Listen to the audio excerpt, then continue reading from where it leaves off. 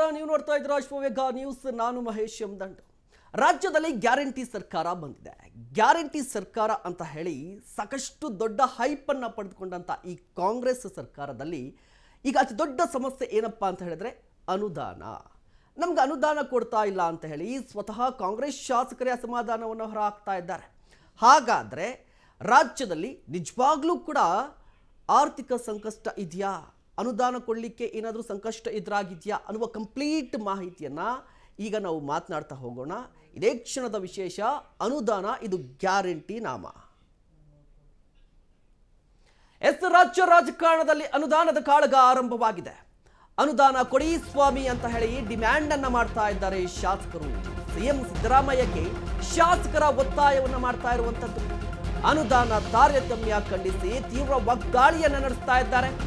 ಸರ್ಕಾರದ ವಿರುದ್ಧ ಮುಗಿಬಿದ್ದಿದ್ದಾರೆ ಶಾಸಕರು. ರಾಜ್ಯ ರಾಜಕಾರಣದಲ್ಲಿ ಈಗ ಸದ್ಯಕ್ಕೆ ಹೆಚ್ಚಾಗಿ ಸದ್ದು ಮಾಡುತ್ತಿರುವಂತಹ ವಿಷಯ ಅನುದಾನ. ಅನುದಾನ ಕೊಡಿ, ಅನುದಾನ ಕೊಡಿ, ಅನುದಾನ ಕೊಡಿ. ಯಾರು ಈ ರೀತಿಯಾಗಿ ಡಿಮ್ಯಾಂಡ್ ಅಲ್ಲ, ಅದು ಒಂದು ರೀತಿಯಾಗಿ ಬೇಡ್ತಾ ಇರುವಂಥದ್ದು, ಬೇಡುವಂತಹ ಪರಿಸ್ಥಿತಿ ಬಂದಿದೆ ಅನುದಾನಕ್ಕಾಗಿ. ಅನುದಾನದ ತಾರತಮ್ಯವನ್ನ ಖಂಡಿಸಿ ತೀವ್ರ ವಾಗ್ದಾಳಿಯನ್ನು ನಡೆಸ್ತಾ ಇದ್ದಾರೆ. ಯಾರು? ಸ್ವಪಕ್ಷದ ನಾಯಕರೇ ವಾಗ್ದಾಳಿಗಳನ್ನು ನಡೆಸ್ತಾ ಇದ್ದಾರೆ. ಹಾಗಾದ್ರೆ ರಾಜ್ಯದಲ್ಲಿ ನಿಜವಾಗ್ಲೂ ಕೂಡ ಅನುದಾನದ ಕೊರತೆ ಇದೆಯಾ? 3 ಲಕ್ಷ ಕೋಟಿಗೂ ಅಧಿಕ ಬಜೆಟ್ ಅನ್ನ ಮಂಡಿಸ್ತಾ ಇರುವಂತಹ ಸಿದ್ದರಾಮಯ್ಯನವರು. 3 ಲಕ್ಷ ಕೋಟಿ ಬಜೆಟ್ ರೀ ನಮ್ದು ರಾಜ್ಯದ್ದು. ಹೆಮ್ಮೆ ಆಗುತ್ತಲ್ವಾ 3 ಲಕ್ಷ ಕೋಟಿ ಅಂತ ಹೇಳಿದ್ರೆ. ಬಟ್ ಆ 3 ಲಕ್ಷ ಕೋಟಿ ಬಜೆಟ್ ಮಂಡನೆ ಅದಾದ ಬಳಿಕ ಇಲಾಖಾವಾರು ಅನುದಾನ ಹಂಚಿಕೆ ಎಲ್ಲಿ ಹೋಗ್ತಾ ಇದೆ? ನಿಜ 5 ಗ್ಯಾರಂಟಿಯನ್ನ ಕೊಟ್ಟಿದ್ದೀರಾ, ಒಪ್ಕೊಳ್ಳೋಣ. 5 ಗ್ಯಾರಂಟಿಯನ್ನ ಕೊಟ್ಟಿದ್ದೇ ಸಾಧನೆನಾ? ಹಾಗಾದ್ರೆ ಈ ಅನುದಾನ ಇಲ್ಲ ಅಂತ ಹೇಳ್ತಾ ಇರೋದು ಯಾಕೆ? ಒಂದ್ ಕಡೆ ಸಿಎಂ ಸಿದ್ದರಾಮಯ್ಯ ಅವರು ಹೇಳ್ತಾರೆ ಏನಪ್ಪಾ ಅಂತ ಹೇಳಿದ್ರೆ, ನೋಡಿ ನಾವು 5 ಗ್ಯಾರಂಟಿಯನ್ನ ಜಾರಿ ಮಾಡಿದ್ದೀವಿ, ಬರೋಬ್ಬರಿ 52,000 ಕೋಟಿಯನ್ನ ಈ ಅನುದಾನಕ್ಕೆ ಅಂದ್ರೆ ಗ್ಯಾರಂಟಿಗಳಿಗೆ ಮೀಸಲಿಟ್ಟಿದ್ದೀವಿ. ರಾಜ್ಯದಲ್ಲಿ ಆರ್ಥಿಕ ಸಂಕಷ್ಟ ಇಲ್ಲ. ಗ್ಯಾರಂಟಿಗೆ ಬೇಕಾಗಿರುವಂತ ಅಮೌಂಟ್ ಅಂದ್ರೆ ಆ 5 ಯೋಜನೆಗಳಿಗೆ ಸಂಬಂಧಪಟ್ಟಂತ ಅಮೌಂಟ್ ನಾವು ಮೀಸಲಿಟ್ಟಿದ್ದೀವಿ. ಇದರ ಜೊತೆಗೆ ರಾಜ್ಯದ ಅಭಿವೃದ್ಧಿಗೂ ಕೂಡ ನಯಾ ಪೈಸೆ, ಒಂದೇ ಒಂದು ಪೈಸಾ ಕೂಡ ಕಡಿಮೆ ಆಗ್ತಾ ಇಲ್ಲ. ರಾಜ್ಯದ ಅಭಿವೃದ್ಧಿಗೂ ಕೂಡ ಹಣ ಇದೆ ಅಂತ ಹೇಳ್ತಾರೆ. ಅಂದ್ರೆ 5 ಗ್ಯಾರಂಟಿಗೂ ಹಣ ಇದೆ, ರಾಜ್ಯದ ಅಭಿವೃದ್ಧಿಗೂ ಹಣ ಇದೆ ಅಂತ ಸಿದ್ದರಾಮಯ್ಯನವರು ಹೇಳುವಂಥದ್ದು.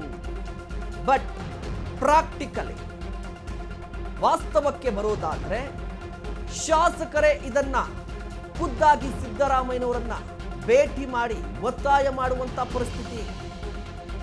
ಸರ್, ನಮಗೆ ಅನುದಾನ ಕೊಡಿ, ನಮ್ಮ ಕ್ಷೇತ್ರದಲ್ಲಿ ಮುಖ ತೋರಿಸ್ಲಿಕ್ಕೆ ಆಗ್ತಾ ಇಲ್ಲ, ರೋಡ್ ಸರಿಯಾಗಿಲ್ಲ, ನೀರಾವರಿ ವ್ಯವಸ್ಥೆ ಇಲ್ಲ ಅಂತ ಹೇಳಿ ಮುಖದ ಮೇಲೆ ಹುಗಿತಾ ಇದ್ದಾರೆ. ದಯವಿಟ್ಟು ಅನುದಾನ ಕೊಡಿ ಅಂತ ಹೇಳಿ ಬೇಡುವಂತಹ ಪರಿಸ್ಥಿತಿ ಬಂದ್ಬಿಟ್ಟಿದೆ ಶಾಸಕರಿಗೆ. ಹಾಗಾದ್ರೆ ಈ ಗ್ಯಾರಂಟಿಗಳಿಂದಲೇ ರಾಜ್ಯದಲ್ಲಿ ಆರ್ಥಿಕ ಸಂಕಷ್ಟ ಎದುರಾಗಿದೆಯಾ? ಗ್ಯಾರಂಟಿನೇ ಕಾರಣನಾ? ಇದರ ಜೊತೆಗೆ ಬಜೆಟ್ನ ಸಂದರ್ಭದಲ್ಲಿ ಇದೇ ಸಿದ್ದರಾಮಯ್ಯನವರು ಆಯಾ ಇಲಾಖೆಗಳಿಗೆ ಸಂಬಂಧಪಟ್ಟಂತೆ ಒಂದಿಷ್ಟು ಅನುದಾನವನ್ನು ಹಂಚಿಕೆ ಮಾಡ್ತಾರೆ. ಆ ಅನುದಾನ ಎಲ್ಲಿ ಹೋಯಿತು? ನಿಜವಾಗ್ಲೂ ಕೂಡ ಅನುದಾನವನ್ನು ಹಂಚಿಕೆ ಮಾಡ್ತಾರಲ್ವಾ, ಬರೀ ಘೋಷಣೆ ಮಾಡುವಂಥದ್ದು, ನಿಜವಾಗ್ಲೂ ಕೂಡ ಹಣ ಹೋಗಿದ್ಯಾ ಅನ್ನುವ ಒಂದು ದೊಡ್ಡ ಪ್ರಶ್ನೆ ಕೂಡ ಇರುವಂಥದ್ದು. ಯಾಕೆ ಅಂತ ಹೇಳಿದ್ರೆ ಈ ಘೋಷಿತ ಅನುದಾನ ಇದೆಯಲ್ವಾ, ಪೂರ್ತಿಯಾಗಿ ನೀಡ್ತಾ ಇಲ್ವಂತೆ ರಾಜ್ಯ ಸರ್ಕಾರ. ಕೇವಲ ಬಜೆಟ್ನ ಸಂದರ್ಭದಲ್ಲಿ ಸಿದ್ದರಾಮಯ್ಯನವರು ಘೋಷಣೆ ಮಾಡೋದಷ್ಟೇ. ರಾಜ್ಯ ಬಜೆಟ್ನ ಸಂದರ್ಭದಲ್ಲಿ ಘೋಷಣೆ ಮಾಡುವಂತಹ ಪೂರ್ತಿ ಅನುದಾನವನ್ನ ರಾಜ್ಯ ಸರ್ಕಾರ ಕೊಡ್ತಾ ಇಲ್ಲ. ಇದನ್ನ ನಾವು ಹೇಳ್ತಾ ಇಲ್ಲ, ಸ್ವತಃ ಸರ್ಕಾರವೇ ಹೇಳ್ತಾ ಇರುವಂತದ್ದು. ಗ್ಯಾರಂಟಿ ಹೊರತಕ್ಕೆ ಇಲಾಖೆಗಳ ಅನುದಾನಕ್ಕೆ ಕತ್ತರಿನ ನೇರ ಪ್ರಶ್ನೆ ಇವತ್ತು. ಬರೋಬ್ಬರಿ 3,71,383 ಕೋಟಿ ರೂಪಾಯಿ ಬಜೆಟ್ ಅನ್ನ ಮಂಡನೆ ಮಾಡಿರುವಂತಹ ಸಿಎಂ ಸಿದ್ದರಾಮಯ್ಯನವರು ಈ ಪೈಕಿ ವಿವಿಧ ಮೂಲಗಳಿಂದ 90,279 ಕೋಟಿ ರೂಪಾಯಿ ಸಾಲವನ್ನು ಪಡೆದುಕೊಂಡಿದ್ದಾರೆ. 2024-25ನೇ ಸಾಲಿನ 3,10,248 ಕೋಟಿ ರೂಪಾಯಿ ಘೋಷಣೆ ಮಾಡಿದ್ದು, ಬಟ್ ಅನುದಾನ ಹಂಚಿಕೆ ಆಗಿರುವಂಥದ್ದು 1,81,785 ಕೋಟಿ ರೂಪಾಯಿ ಅನುದಾನ ಮಾತ್ರ ಹಂಚಿಕೆ ಆಗಿದೆ. ವರ್ಷದಾದ್ಯಂತ ನವೆಂಬರ್ಗೆ ಬಂದಂತಹ ಸಂದರ್ಭದಲ್ಲಿ ಬಾಕಿ ಉಳಿಸಿಕೊಂಡಿರುವಂಥದ್ದು ಸರ್ಕಾರ ಎಷ್ಟಪ್ಪ ಅಂತ ಹೇಳಿದ್ರೆ 1,28,462 ಕೋಟಿ ಉಳಿಸ್ಕೊಂಡಿದೆ. ಹಾಗಾದ್ರೆ ನೇರ ಪ್ರಶ್ನೆ ಇವತ್ತು, ನೇರ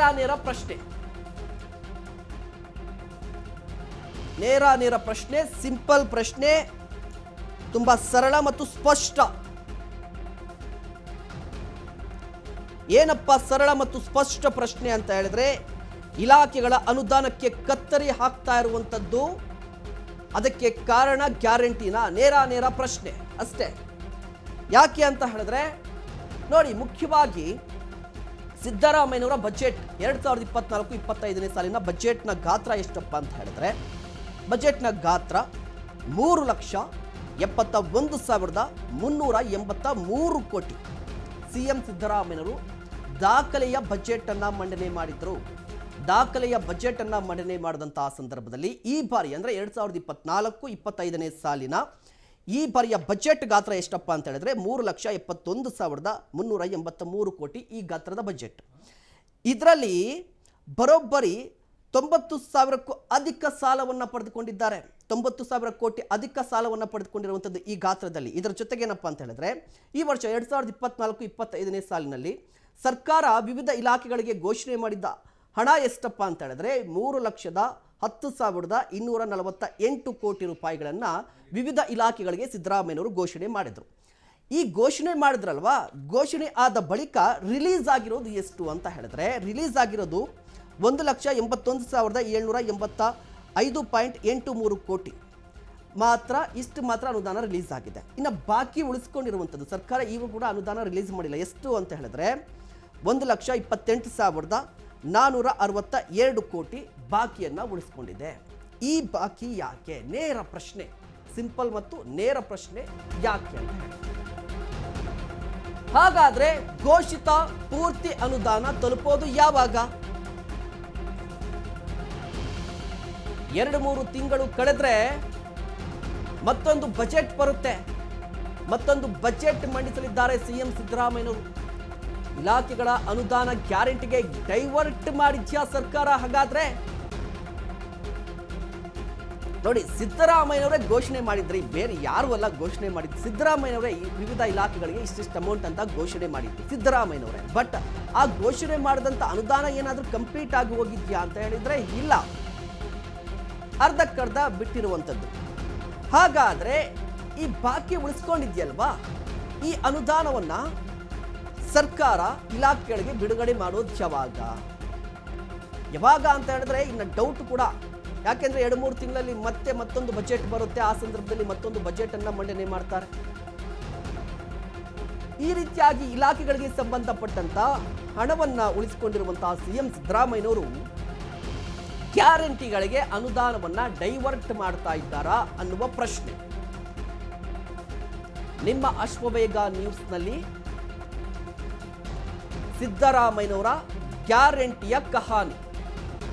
ಅತಿ ಹೆಚ್ಚು ಬಾರಿ ಬಜೆಟ್ ಅನ್ನ ಮಂಡಿಸಿ ಲೆಕ್ಕ ರಾಮಯ್ಯ ಅಂತ ಖ್ಯಾತಿಯನ್ನ ಪಡೆದುಕೊಂಡಿರುವಂತಹ ಸಿದ್ದರಾಮಯ್ಯನವರ ಲೆಕ್ಕ ಈ ಬಾರಿ ತಪ್ಪಿದ್ಯಂತೆ. ಸಿದ್ದರಾಮಯ್ಯನವರ ಲೆಕ್ಕ ತಪ್ಪಲಿಕ್ಕೆ ಕಾರಣ ಏನ್ ಸ್ವಾಮಿ ಅಂತ ಹೇಳಿದ್ರೆ ಗ್ಯಾರಂಟಿ. ನೀವು ಯಾವ ರೀತಿ ಹೇಳ್ತೀರಿ ಸರ್, ನಿಜವಾಗ್ಲೂ ಲೆಕ್ಕ ತಪ್ಪಿದೆ ಅಂತ ಹೇಳಿದ್ರೆ ಹೇಳ್ತೀವಿ. ಕಂಪ್ಲೀಟ್ ಅಂಕಿ ಅಂಶಗಳೊಂದಿಗೆ ಸಿದ್ದರಾಮಯ್ಯನವರ ಲೆಕ್ಕ ತಪ್ಪಿರೋದು ಹೇಗೆ ಅನ್ನೋದನ್ನ ಹೇಳ್ತಾ ಹೋಗ್ತೀವಿ ಇವತ್ತಿನ ಈ ವಿಶೇಷ ಕಾರ್ಯಕ್ರಮದಲ್ಲಿ.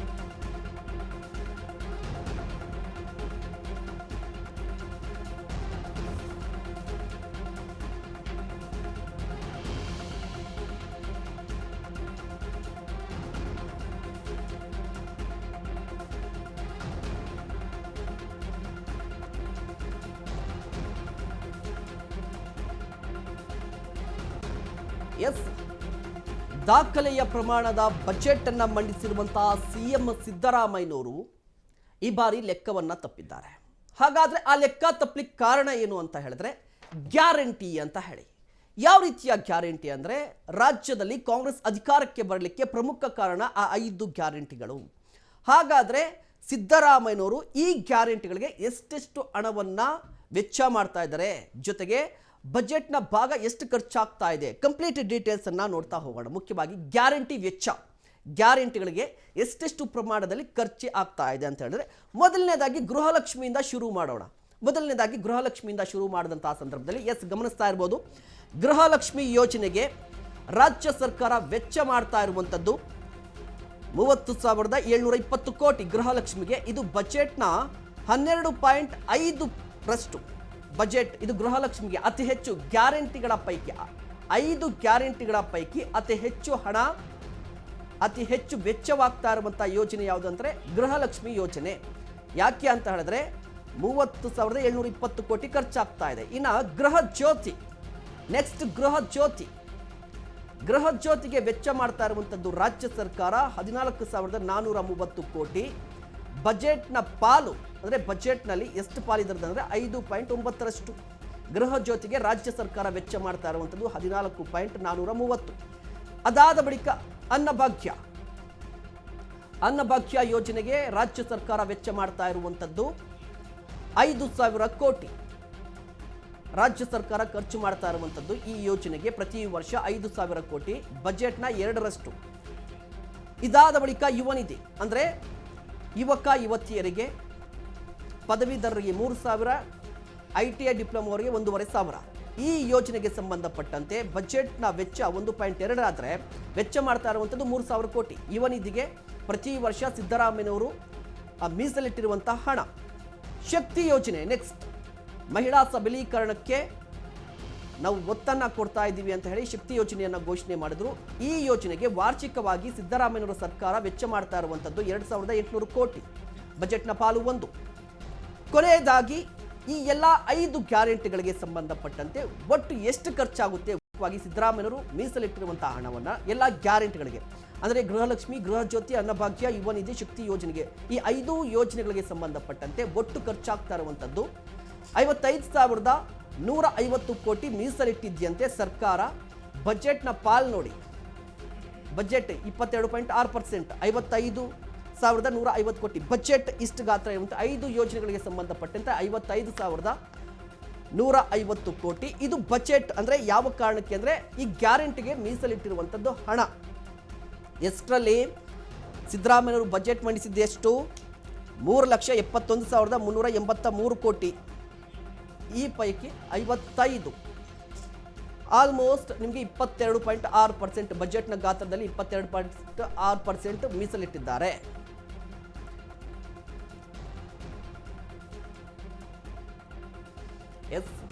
ಎಸ್ ಇದೇ ವಿಚಾರವಾಗಿ ಇವತ್ತು ಮಾತನಾಡ್ತಾ ಹೋಗೋಣ. ನನ್ನ ಜೊತೆಲಿರುವಂಥದ್ದು ನನ್ನ ಕೊಲೀಗ್